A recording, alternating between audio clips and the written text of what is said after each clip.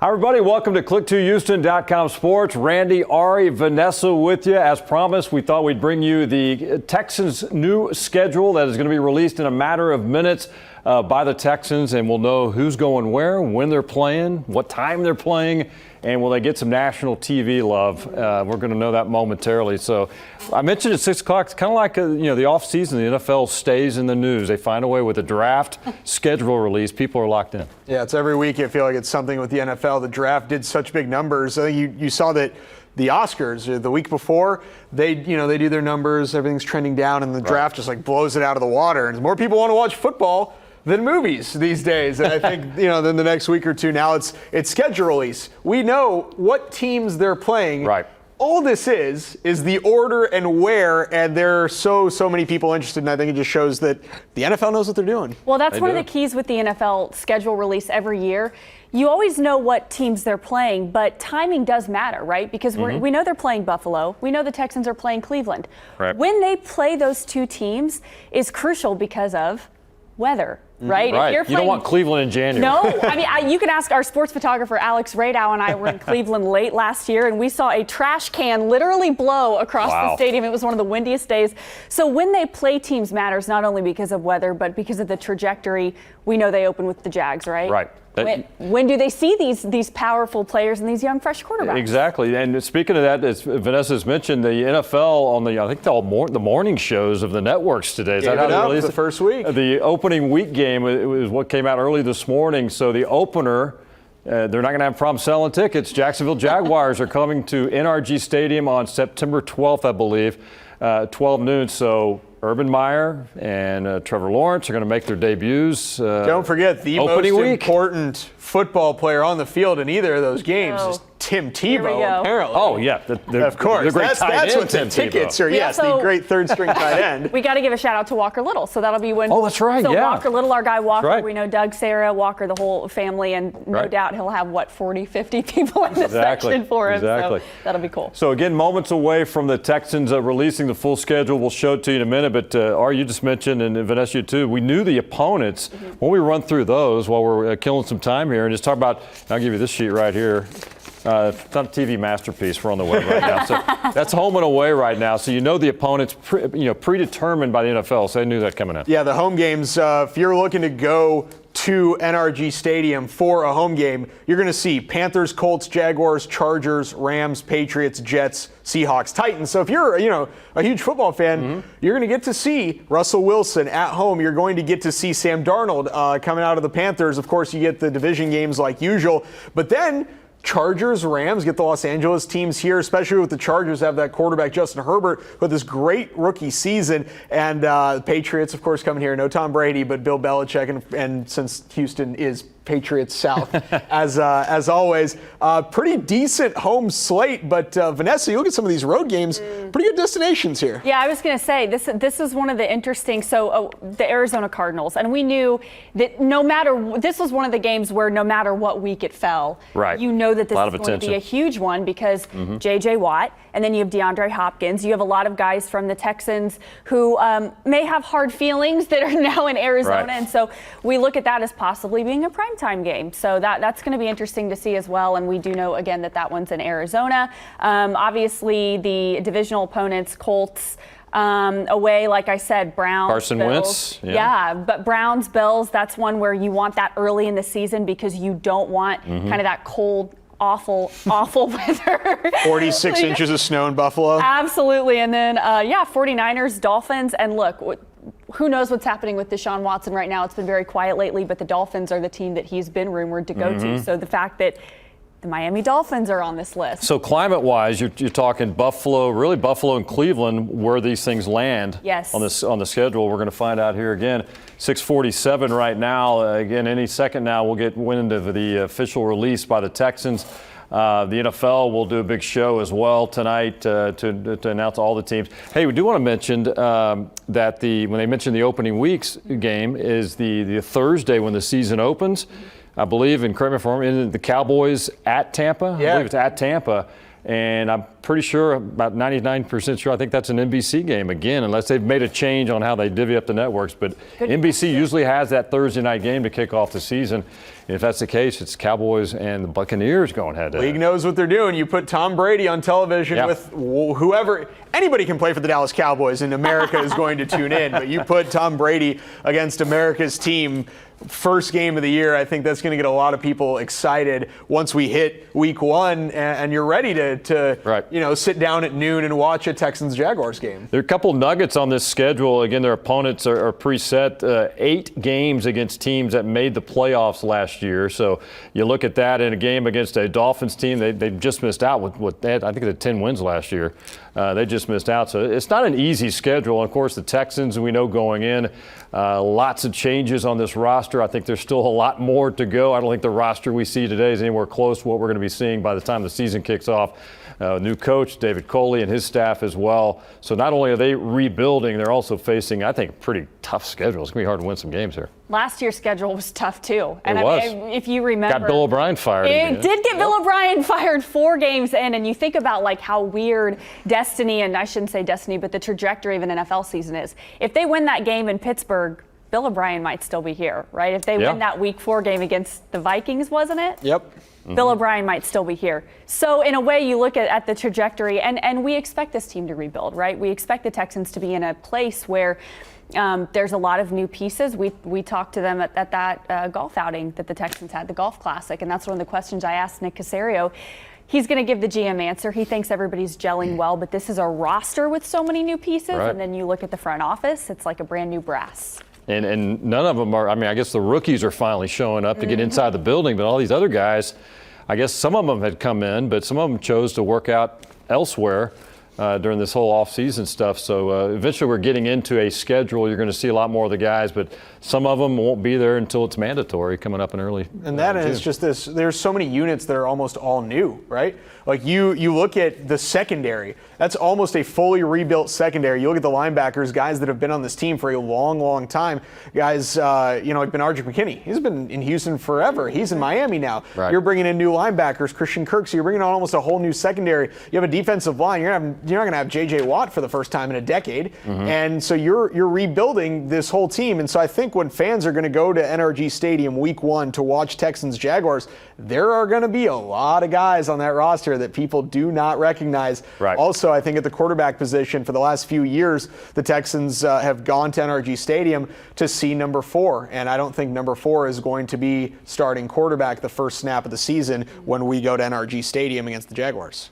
How about let's talk quarterbacks, and what do you think? What do you guys think so far about Tyrod Taylor coming in and maybe getting pushed by Mills, because they're going to have to find out if Mills has what it takes to play on this level. Now, I don't know what point of the season we're going to see Mills in that starting lineup, but he's got to get reps because if he's not going to be the guy that produces, they're going to have to really game plan for next year's draft. He's not a regular rookie, that's for sure. Right. He's in this situation where it's like, oh, hey, you might have to suit up. You might not get that first year behind a backup quarterback, and to really be groomed and to feel ready because of this Deshaun Watson legal battle. And he's probably going to be suspended, right? So you're looking at Tyrod Taylor or Davis Mills.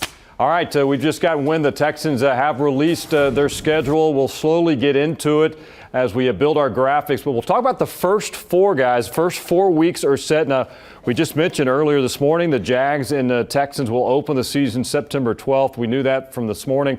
Now let's look at week 2, week 3, and week 4. There's that Cleveland game, Vanessa, you're talking about. So they're going to see so this is good. A trip to Cleveland in September. Hopefully, not bad. Yeah, it's going to be good. Buffalo in October, no snow. This is good. The league is being nice to the Texans. Okay, week 3, and we'll get all the schedule as it comes in because we're looking at it here as well. That's a primetime game, and it looks like 19th. That's going to be a Thursday night game, it looks like, against the Panthers at NRG Stadium. I believe that's going to be a home game, I think. Yeah, it's going to be a home game on the 23rd. So Thursday night football, I don't know if they're going to get any more or not, but that's a winnable game. I mean, you look at it. Jaguars, look at the Jaguars game. With the rookie quarterback. I mean, who knows? I mean, they're going to. I think if the Jaguars are 1.5 favorites already when the odds came out. But this is today. the opposite of what we were doing last year. Remember, we were looking at the first 4 games, and it's. What was it? Chiefs, Pittsburgh. Yeah, it was like 1-3, 0-4. Yeah, and Minnesota was week 4. I forgot who was week 3 last year. It was someone else good, right? It was Steelers. Were they 2 or 3? Who was week 2? There's 4 in a row tough games that they played because they let off with the Chiefs and then they had Steelers and Vikings. Yeah. And there was one other one that was also you look at the schedule and it's like these guys could start 0-5. When you look at these 4 games, this little pod, Jaguars is winnable. Browns are supposed to be good, but you also never know because they are the Cleveland Browns. Yeah. Panthers is winnable, and the Bills have turned themselves into a really good team. Yeah, that's going to be tough to win there. But those first 4, potentially 2-2. I mean, 3-1, I think, is possible at the absolute peak of what the Texans do. Of course, 0-4 is possible at the absolute bottom. That's right. Of what the Texans do. Hope we don't go down that road. Yeah, that's right. But this doesn't, leading off the year, compared to last year especially, this looks a lot more favorable than last year. Yeah, so, and you get it at home. I mean, how much attention is that first game going to be with Jacksonville? Yeah. With Trevor Lawrence, assuming he stays healthy during camp and he is the starting quarterback, Urban Meyer. There's going to be a lot of attention on that opening game. And then there's David Coley, new coach for the Texans, who... He's going to get lost in the shuffle. Yeah, I was going to say. By the way, we like David, though. Such a nice guy. Such a nice guy. All right, I think I understand we got some more games coming in. This will be weeks 5 through 8 now, so let's take a look at this. Gets harder. All right, so we got Texans Patriots. I believe that is at that's a home game. Yeah, that's NRG Stadium, yep. So that'll be on October 10th, week 5. And then they're going to travel to, at Indy on the 17th, at Arizona the following week. So there's the ball game, a late afternoon game against J.J. Watt, D-Hop and company there in Arizona. And then the Rams in on Halloween, 12 noon. What do you think about these 4? Okay, well, my first reaction would be Patriots. That's going to be a juicy game. We joke around about all of the connections between the Patriots and the Texans, but the biggest one now is obviously Nick Caserio is running the show here. So that's going to be one that they're definitely, I think the brass is going to want to win even more. I like what I see from the Colts in the offseason. I think that'll be an interesting one, and then we know all the storylines behind the Cardinals games. All right, so I got a question. So week 5, who's the quarterback of the Patriots? Yeah, right. I think it's Cam Newton. I think Cam Newton's going to stick to that. I'm not a big Mac Jones guy. Yeah, I'm not a big anyway, Mac Jones guy either. I do think that Cam Newton having a full off season, not having to deal with some of the COVID stuff, being in Belichick's system for another year, or the Patriots of the Josh McDaniels offensive system. Yep. I don't think by week 5 we see Mac Jones unless Cam Newton's hurt. I would say Jared Stidham maybe. If Cam's hurt, I can see Stidham getting in there before Mac Jones does, but I think we're going to see a little bit. I think Cam Newton's going to be better this year than he was last year. I'm not saying he's going to be a superstar, another year in the system. He had to make that adjustment last year getting into it, but he's got Mac Jones right over his shoulder, first-round draft pick, but they're going to have to bring him along slowly. The Texans have done really well against the Patriots the last 2 years. Seems like it. Yeah. They've done well. They've been in some close games in Foxborough, too, and just couldn't pull them out, but NRG Stadium. So those are the first, first 8 games? Yeah, first 8 games. 4 on that one, too. So first 8 in the books for the Texans. You've seen the layout so far. Easier, I don't know if you want to call it easier, but definitely compared to a year ago's first month of the season when things were looking pretty bleak for the Texans before the season even kicked off. All right, we've got some more games coming in now. Let's take a look at weeks 9 through 12 now as we get into the month of November. And there's that Dolphins game.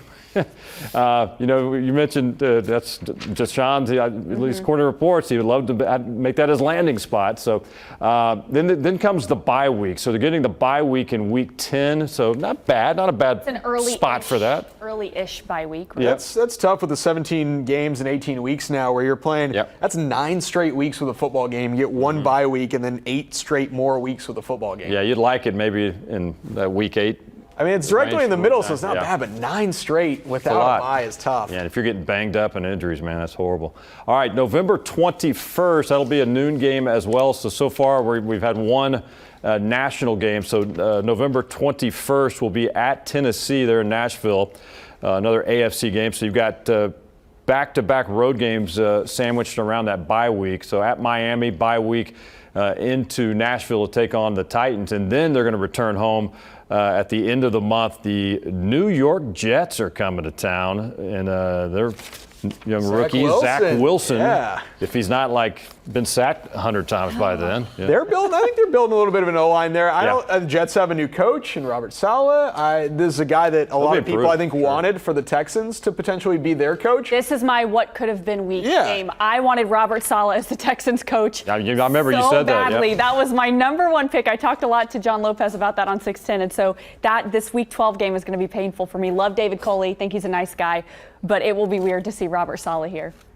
And Zach Wilson could have been the Texans quarterback if they had made the Deshaun Watson trade as early. And now let's head on to the last section of the year. This part I think is really interesting because we're going to go back one to the Jets game. That's a home game. December 5th against the Colts. That's a home game. December 12th against the Seahawks. That's a home game. Yep. The Texans oddly have 3 consecutive home games on this schedule, weeks 12, 13, and 14, before they play the Jaguars on December 19th, and then the day after Christmas game, the famous Boxing Day football game, a really good one at home against the Chargers, and Justin Herbert, I think, is going to be a good team. And then wrapping it up. Here are the last 2 games of the season as we hit the month of January. 17 games in 18 weeks. It's going to January 9th in the regular season. By then, you're playing a wild card game normally.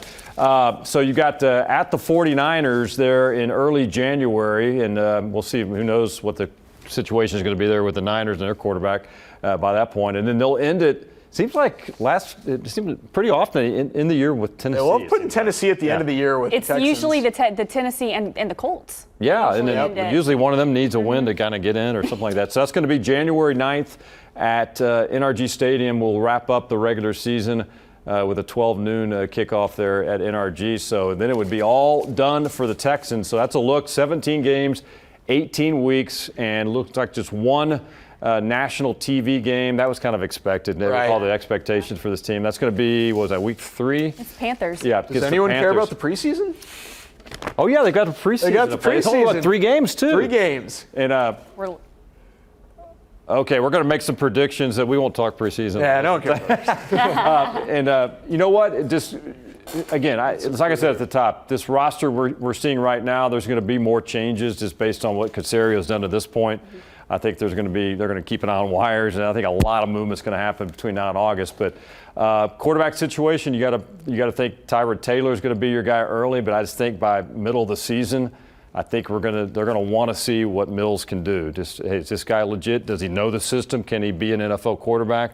Because they've got to make a call as we'll have a top 5 pick in next year's draft, and we'll need to draft another quarterback. But I still think, just glancing at this, maybe I think a 4 or 5 win season would be very good for this team. I think it's going to be really hard to get it past 5 wins. I think 5 may be the max for these. That doesn't sound wrong. I was looking through, and it was the first few games don't look tough. Maybe 2-2 start, and then you get into New England, Indianapolis, Arizona, Los Angeles, Miami. It's like that 2-2 could turn to 2-7 really quick. Oh yeah, it could be a disaster. It can, but I just don't see them winning 6 or 7. Right now with 17 games, I think they're going to be more competitive toward the end of the year, depending on who's the quarterback. Of course, if it is Davis Mills and they have something around them. 4-13, 5-12. I kind of agree with you. I think the 6-11. God, it's so weird to say these 17. It is, yeah. You're usually it's an 8-8 lead. Yeah, I think 5-12 is something they're looking at, very similar to last year. But I think it's going to be different than last year because last year it was Deshaun plays amazing. The rest of the team around him was kind of a disaster. It's going to be very different this year. I think the quarterback play is going to struggle. I think there's going to be some position groups that were a weakness last year that'll be a little bit better, but overall talent-wise, and the fact that you have so many new players.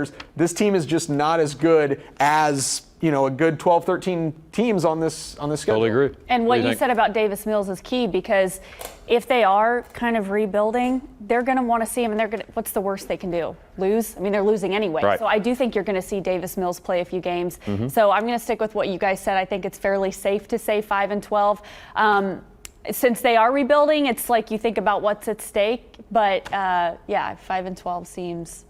Well, hopefully, seems like the number. If anything, out of the gates, maybe they can give us some kind of ray of hope. Maybe with this first month of the season. Unlike will it be different than last year, where they win more front loaded? You think than on the backside? Yeah, because that was tough on the backside for sure. Yeah, we will find out. So, hey, we appreciate you checking it out, carving out a few minutes with us to talk about the Texans schedule release. It is out. Something fresh to talk about. Rookie camp opens this weekend. Most of it's going to be inside of classrooms and very little on the field.